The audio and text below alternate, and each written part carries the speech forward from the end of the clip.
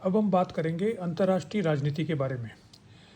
अंतर्राष्ट्रीय राजनीति में दो पक्ष हैं जिसको मैं बताना चाहूँगा, बल्कि तीन पक्ष कह सकते हैं। एक तो है उसके सिद्धांत अंतर्राष्ट्रीय राजनीति के, दूसरा है अंतर्राष्ट्रीय राजनीति जैसी है यानी 1945 से लेकर अब तक, और तीसरा है भारत की विदेश नीति। देखिए, अंतर्राष्ट्रीय राजनीति को मैं इन तीन भागों में विभक्त करता हूँ, और इसके लिए जिन पुस्तकों को हमें पढ़ना चाहिए, प्राइमरी किताब, उसमें से एक किताब है ये डॉक्टर रामदेव भारद्वाज की। ये मध्य प्रदेश हिंदी ग्रंथ अकादमी से प्रकाशित है, 2008 की पुस्तक है ये। इस पुस्तक में दो बातें जो मैंने बताया, तीन तरह से हम अंतर्राष्ट्रीय राजनीति समझते हैं, उसमें से दो जो भाग हैं वो इसमें लगभग कवर होते हैं। एक तो उसके सिद्धांत, हिंदी भाषा में अंतर्राष्ट्रीय राजनीति के अध्ययन करने के जो सिद्धांत हैं वो इसमें बहुत अच्छे प्रकार से बताए गए हैं, और दूसरा वास्तव में अंतर्राष्ट्रीय राजनीति कैसी रही है, जो मुख्य रूप से तथ्यों पर आधारित है कि 1945 से जो शीत युद्ध था वो क्या था, फिर शीत युद्ध के बाद में क्या हुआ वगैरह हम सब लोग जानते हैं। उसके बारे में ये किताब सबसे अच्छी किताब है।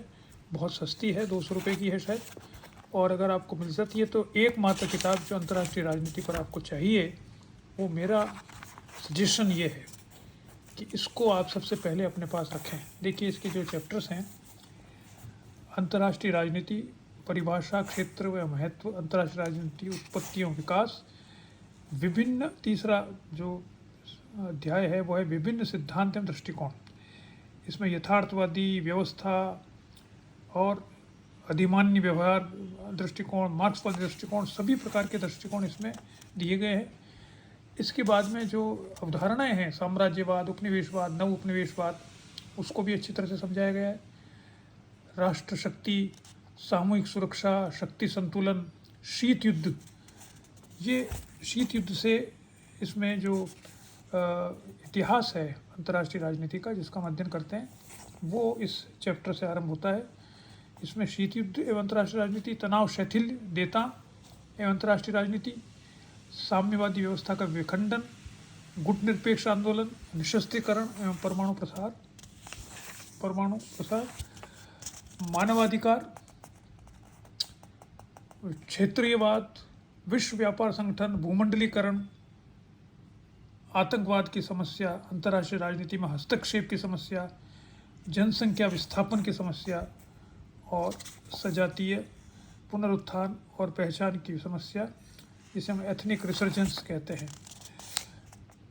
इसमें प्रॉब्लम ऑफ ट्रांसनेशनल कल्चर भी बड़े अच्छे तरीके से बताया है, जो पराराष्ट्रीय संस्कृति, सभ्यता और संबंध की समस्या, aboriginal and indigenous identity movement, आदिवासी मूलवासी पहचान आंदोलन की समस्या, पर्यावरणीय विवाद और नारीवाद और नारीवादी आंदोलन की समस्या। ये लगभग कितने 530 पेज, 528 पेज की पुस्तक है ये। इतने सारे टॉपिक्स और साथ में सिद्धांत भी, ये किसी एक पुस्तक में मिलना बहुत मुश्किल होता है, और पुस्तकें होंगी मुझे मालूम नहीं। मैं जिस पुस्तक को अच्छी मानता हूँ, जिसको पहली पुस्तक मैंने ये जो सारी सीरीज़ शुरू की है, ये की है कि पहली पुस्तक कौन सी है जिसको आपको पढ़ना चाहिए हिंदी माध्यम के बच्चों के लिए। तो ये मैंने कहा था 10 से 15 किताबें हैं, वो अगर आप पढ़ लेते हैं, और आप पढ़ क्या लेते हैं, पहले उसको ख़रीद लीजिए, अपने पास रख लीजिए, उनको पढ़िए और उसमें से नोट्स बनाइए। जब आप ये सारी पुस्तकें ऐसा कर लेंगे, नोट्स आपके बन जाएंगे, तब मैं मानूंगा कि आपने लगभग 70% 80% मैदान मार लिया है आपकी परीक्षा का।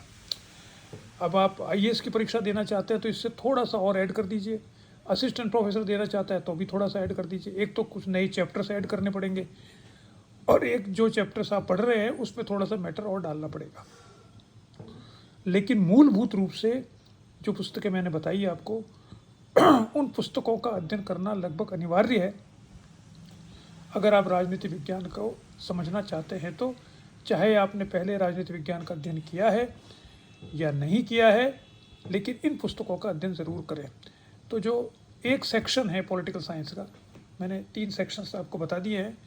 राजनीतिक सिद्धांत, तुलनात्मक राजनीति, भारतीय शासन और राजनीति, और ये चौथा सेक्शन है एक्सक्यूज़ मी, ये चौथा सेक्शन है अंतर्राष्ट्रीय राजनीति का।